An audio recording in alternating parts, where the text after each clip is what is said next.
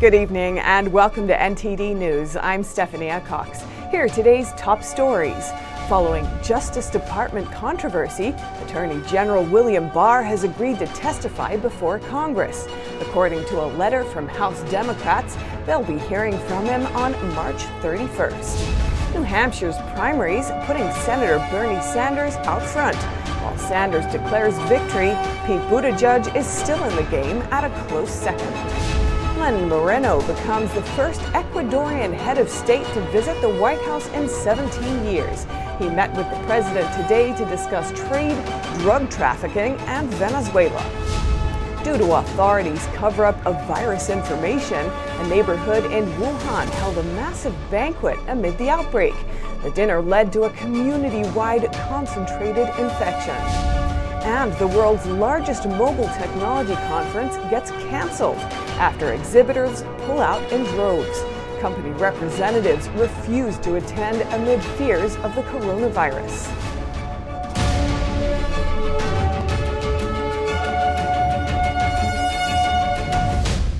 House Democrats say U.S. Attorney General William Barr is set to testify before the chamber. They have taken issue with his legal conduct related to President Trump, but the White House says it's unfounded. According to House Democrats, Attorney General William Barr has agreed to testify before the House Judiciary Committee on March 31st. The lawmakers raised concerns with Barr's legal conduct relating to President Trump. They cited the creation of a new system to vet information, which was submitted by the president's lawyer, Rudy Giuliani. Earlier this week, Barr said the process was established so that the department can scrutinize information it receives from Ukraine, which he says cannot be taken at face value. House Democrats also expressed concern about a case relating to the former Trump campaign advisor, Roger Stone. Justice Department prosecutors this week recommended a 7 to 9 year prison sentence for Stone for the 7 counts against him, including obstructing justice. But the next day, the department requested a much shorter sentence. Despite speculation, a White House official says President Trump did not speak to Barr about the case. The President of the United States is, by the constitutional definition, the chief law enforcement officer of the land. While he has the right to have a conversation with the Attorney General, he did not. After the Justice Department made the request, 4 prosecutors withdrew from the case, and 1 resigned from the department. Senator Bernie Sanders declared victory in the New Hampshire primary last night. But are the Democrats any closer to agreeing who will run for president? Neither Sanders nor close second Pete Buttigieg exceeded 30% of the vote. And let me say tonight that this victory here is the beginning of the end for Donald Trump. Senator Bernie Sanders appears to have narrowly won New Hampshire's Democratic presidential primary on Tuesday. The full results are not yet in. Former South Bend, Indiana Mayor Pete Buttigieg was in second place after edging out Sanders last week in Iowa. Both campaigns have asked for a partial recanvass of the Iowa results. It was also a good night for Senator Amy Klobuchar, who took third position. Trailing behind, Senator Elizabeth Warren came in fourth, leaving Joe Biden, the former vice president, set to finish a disappointing fifth. Once the frontrunner in the Democratic race, he is certain to face growing questions about his campaign's viability. Sanders is from neighboring Vermont. He won New Hampshire easily 4 years ago, taking around 60% of the vote against Hillary Clinton. Sanders' rivals warn his far-left views may lead the party to defeat against President Trump. It is about having the courage to take on Wall Street, the insurance companies, the drug companies, the fossil fuel industry, the military-industrial complex. Sanders has frequently positioned himself against billionaires. He says he supports working-class people. At his victory rally in New Hampshire, he said his opponents are funded by billionaires.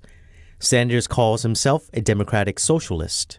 But a recent Gallup poll found more than 3 in 4 Democrats would cast their ballot for a socialist. A majority of Republican or independent voters, on the other hand, wouldn't vote for a socialist president, even if he or she was generally well qualified. Respondents were also asked if they had any issue voting for a candidate that was Black, Hispanic, Jewish, female, Muslim, or atheist. Being a socialist was the only attribute in the poll that prompted a rejection by the majority. The results present a conundrum for the Democrats searching for the best presidential election candidate. President Trump says America will never be a socialist country. Up next will be the February 22nd caucuses in Nevada and the February 29th primary in South Carolina. Former New York Mayor Michael Bloomberg is skipping all 4 voting states in February. He will begin competing with the Super Tuesday primaries on March 3rd. Both businessman Andrew Yang and Senator Michael Bennet dropped out of the Democratic race yesterday. And in other news, President Trump is planning a new trade deal and closer cooperation with Ecuador. He met with the nation's president, Lenin Moreno, today at the Oval Office. The USA's foundational principles, and says Ecuador has taken them as its own. President Trump meeting with Ecuador's President Lenin Moreno today at the White House. The pair discussed a new trade deal, drug trafficking, and Venezuela. It's the first time in almost 2 decades an Ecuadorian leader has visited the White House. Ecuador had a very unusual outlook on life, but with your great president, he realizes how important it is to get along with the United States. Relations between the two countries soured under Ecuador's former leader. Moreno now wants to rebuild that relationship and improve his country's international relations. Both leaders acknowledged Ecuador's recent hard times. Trump saying the U.S. is ready to help. We'll be discussing with Ecuador their situation and their security. They do have a problem with the narcos, and that's not good. Another problem is Venezuela. Both nations have been working to oust socialist leader Nicolas Maduro since 2019. Moreno accuses Maduro of trying to topple Ecuador's democratic system, today reaffirming his desire to work with like-minded countries like the U.S. We share many common values, such as the love for liberty, democracy, justice, solidarity, fraternity, and the respect of human rights. Treasury Secretary Steven Mnuchin today in the Senate touting economic growth under the Trump administration's policies. He also addressed fears about the coronavirus's impact on global economic growth. Treasury Secretary Steven Mnuchin testified before the Senate Finance Committee today. His remarks come after President Trump's 2021 budget was released earlier this week. As part of his opening statement, he praised President Trump's economic freedom agenda. Tax cuts, regulatory reform, and better trade deals are improving the lives of hardworking Americans. He mentioned the historically low unemployment rate for African Americans, Hispanic Americans, and veterans. The unemployment rate for women recently reached its lowest point in 70 years. And added that in 2019, wages rose faster for workers than they did for their bosses and supervisors. The secretary also explained that the IRS is requesting $12 billion to fund tax-related legislation, boost the department's customer service for taxpayers, and bring the department, in his own words, into the 21st century. Across the aisle, top Democrats on Tuesday criticized the White House's proposal, House Speaker Nancy Pelosi calling it an insult. It increases the national debt. It must be rejected. Secretary Mnuchin was also questioned about the coronavirus's impact on the global economy. I don't expect that the coronavirus will have an impact beyond this year. He acknowledged that another 3 to 4 weeks of data is needed to make more specific calculations, but said the virus will not affect long-term U.S. growth forecasts. The House of Representatives voting to build a women's history museum on the National Mall. The measure passed 374 to 37 on Tuesday. Besides creating a women's history museum, the bill would establish a council that would make recommendations for its design, planning, and construction. The bill goes to the Senate next for approval. And another 39 people have tested positive on the quarantined Diamond Princess cruise ship in Japan. The total cases on board has now hit 175.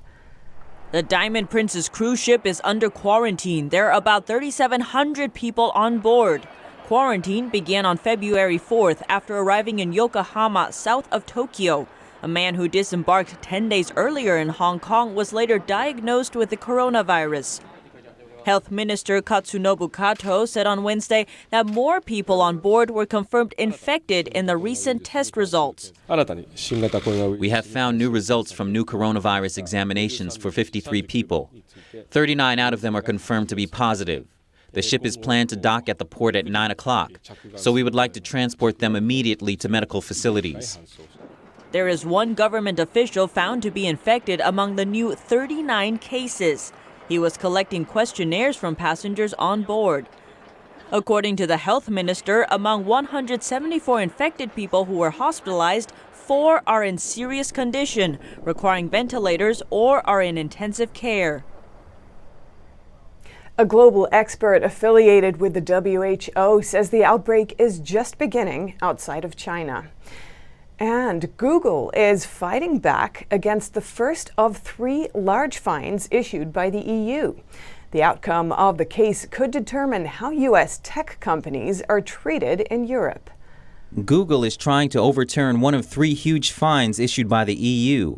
The EU accuses Google of abusing market power and wants the company to pay a $2.6 billion fine.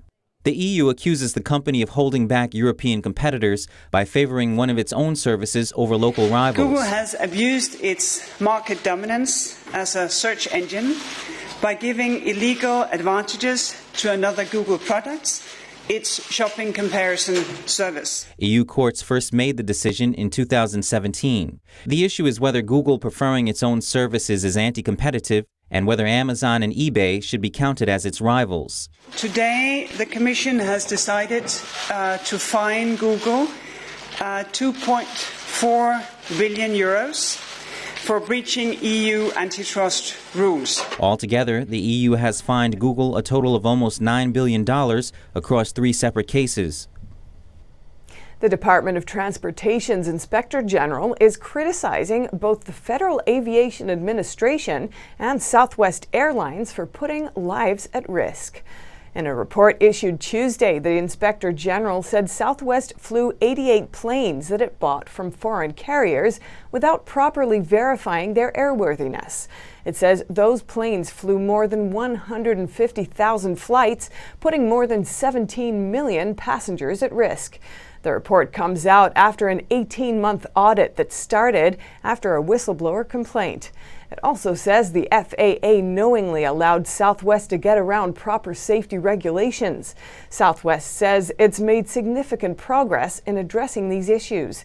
And it says all of its used planes have undergone comprehensive inspections or are currently being inspected. And up next, funeral homes in Wuhan are overloaded amid the coronavirus outbreak. Funeral homes in other parts of China are sending staff to Wuhan to help out. More on that after the break.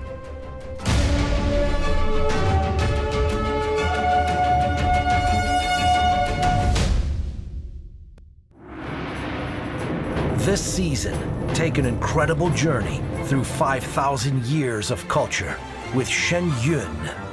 Discover why people are calling Shen Yun a visual feast, a pleasure to the ear, an epic tale, a must-see. Shen Yun, an all-new production every year.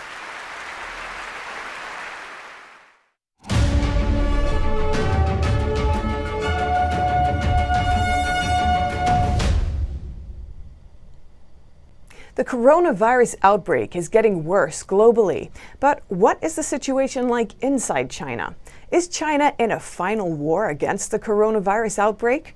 Our reporter Tiffany Meyer brings us more. The situation in the epicenter of the coronavirus outbreak seems to be getting worse. As more people become infected, other hospitals are sending staff to Wuhan to help. But it's no longer just hospitals sending help. Now, at least 3 funeral homes have sent teams there.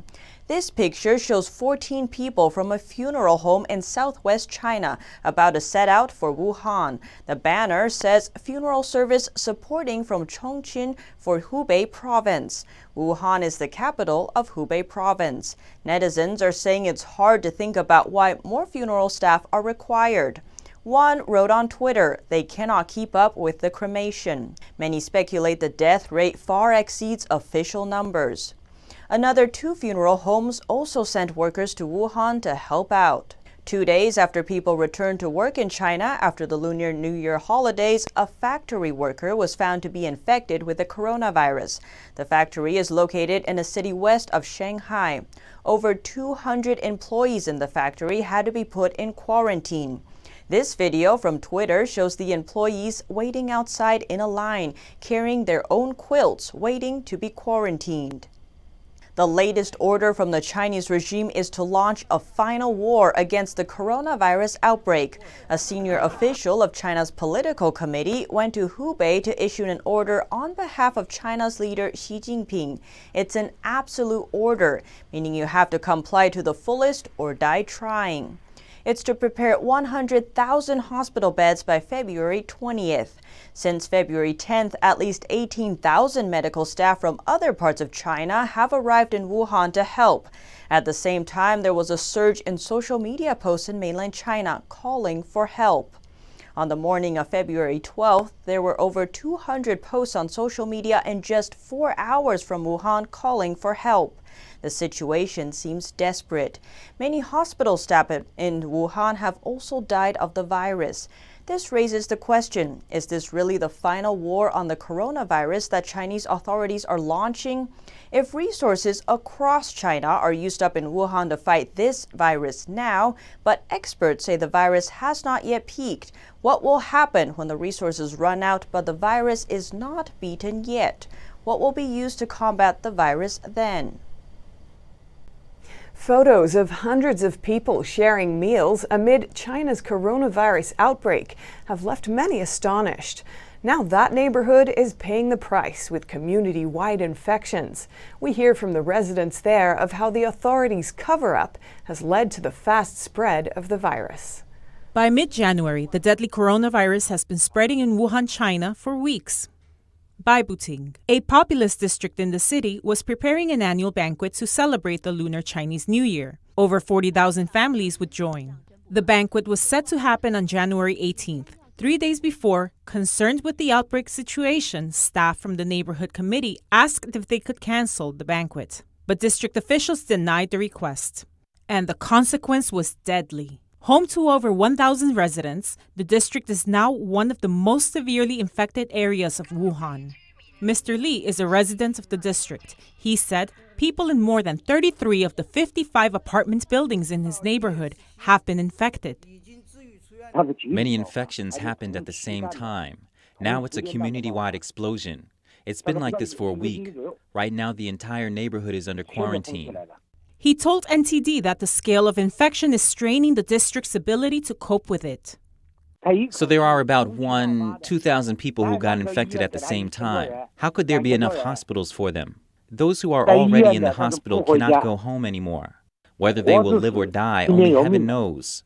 At the time the banquet happened, Wuhan health officials were saying that the virus is controllable and preventable, and there is only limited human-to-human transmission, so the residents felt there was not much to worry about. They put the so-called social stability above everything. The police department has said so. Right now, their priority is to keep stability. He said a lot of the information coming from inside that neighborhood is truthful, but the authorities are ramping up the crackdown and quickly deleting posts online. Residents were also told to keep quiet or else face consequences. Right now, the entire Wuhan city is under a mist of confusion, and we don't have freedom of the press. A lot more things will happen next. Many people are desperate, but they are brainwashed and threatened by the Chinese Communist Party. They don't even dare to speak the truth on their deathbeds. It's really sad. Reporting by Xiahua Gu, NTD News. And up next, Samsung is offering its latest foldable phone. It's a retro-style flip phone with modern capabilities.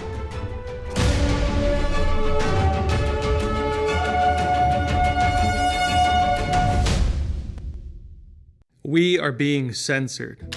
America's news outlets no longer provide the truth. 90% of news outlets in the United States are controlled by 6 corporations. They're not out to tell you the truth of what's happening. They're out to tell you the picture of the world that they represent. The mission of the Epoch Times is to chase the truth, to ground all statements in facts, and prevent people from being misled. The Epoch Times is independent. We're not controlled by any special interests, and we never will be. The Epoch Times is a non-partisan media. That means we don't stand for any political party. This is a battle between truth and deceit, a battle between forces that would ensnare this country in ignorance, and between a media that wants to present you with the truth. Subscribe today and join the Americans who are seeking truth and tradition. We'd love to have you on board.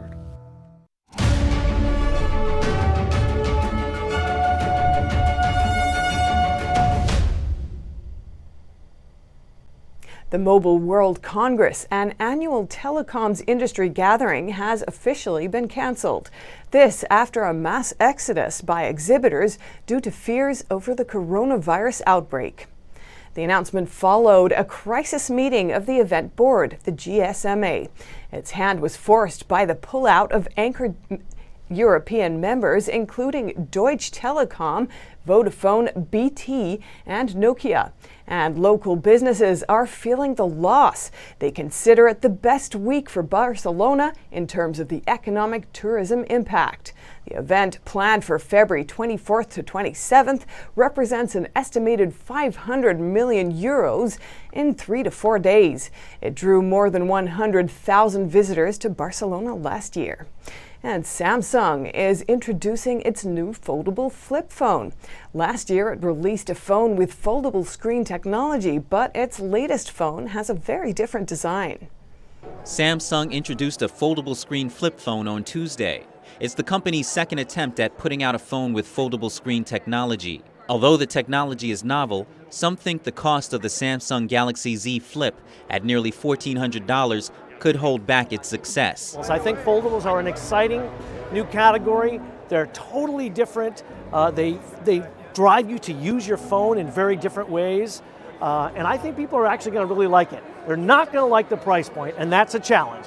Last year, Samsung released the Galaxy Fold. Unlike the Galaxy Z Flip, it has a plastic screen and some design challenges that led to a delay in its release. The Z Flip is all glass, but has a retro flip phone design. The critical thing with the Galaxy Z Flip is it's got to work reliably. It's got to avoid any potential problems like they had with the first edition of the Fold.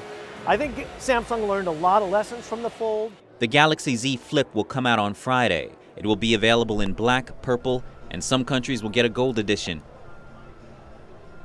Have you ever dreamed of becoming an astronaut? Well, now's your chance, because NASA is hiring.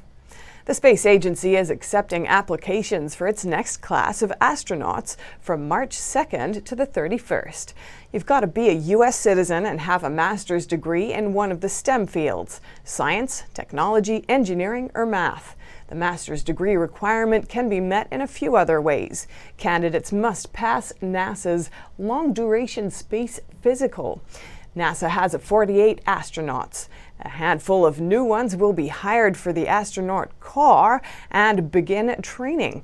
These Artemis generation astronauts could end up on the International Space Station or future missions to the Moon or Mars. And coming up, we look inside France's second biggest fortress, now filled with cheese. Meet the cheesemaker watching over this national treasure, and more after the break.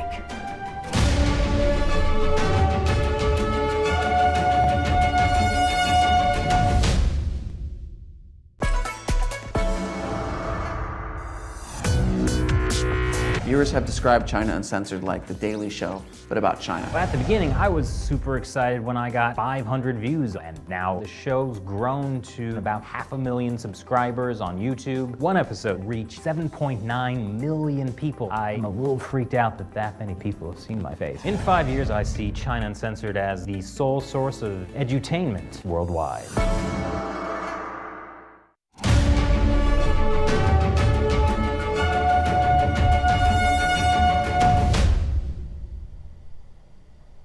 Fortresses are good places to keep treasures. One example of that is a French castle hosting 140,000 Conte cheeses that slowly age before they're ready to eat. Our France correspondent David Vives takes us there. This is a ritual that has lasted decades for Jouer-Fleur CEO Jean-Charles Arnaud. J'écoute le fromage. I'm listening to the cheese. The real question is, did I really get what it's trying to tell me? Arnaud has spoken the language of cheeses since a young age. He says jokingly, it all started when he was put inside a large copper pot and couldn't escape. That's where his passion for Conte cheese began. A few decades on, he still appreciates the little miracles. Texture is always the cheese's cornerstone. Here it is mellow and soft. This cheese has a long-lasting taste of caramelized pear with a very light taste of chocolate. I couldn't imagine that was possible. This is mystery. It's marvelous. Arnaud's family has lived inside France's second-largest fortress since 1997. The fortress, built under Napoleon in the early 19th century, preserves some of France's most famous treasures, cheese. 140,000 Conte cheese rounds are slowly aging in miles of maturing cellars. Refining Conte cheese is also a chemical adventure. Different temperatures, constant moisture levels, and strict hygiene is required for the perfect cheese. The stone walls and arches play a role in circulating air, as does the river that runs underneath. There are also secrets linked to the architecture.